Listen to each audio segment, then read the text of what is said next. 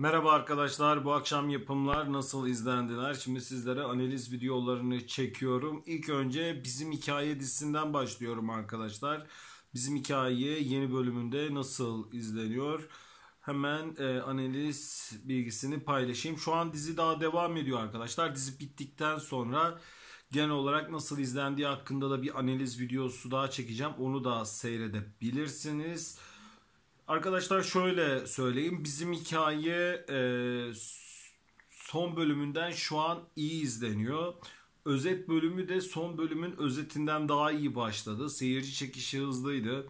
Genel olarak çektiği seyirciyi de tutuyor arkadaşlar. Yani bizim hikaye şu an güzel tutan diziler içerisinde diyebiliriz. Çünkü seyirci kitlesinin üzerine yeni bir seyirci kitlesi koyuyor. Yani izleyen seyirci kitlesi diziyi terk etmiyor. Her bölümde yeni bir seyirci kitlesi daha çekerek izlenme oranındaki artışına devam ediyor. Şu an bizim hikaye için söyleyeceklerim bu kadar arkadaşlar. Genel analiz videosunda görüşürüz. Bizim hikaye seyircisi bu şekilde sevdikleri dizi hakkında analizleri sayfama abone olarak takip edebilirler.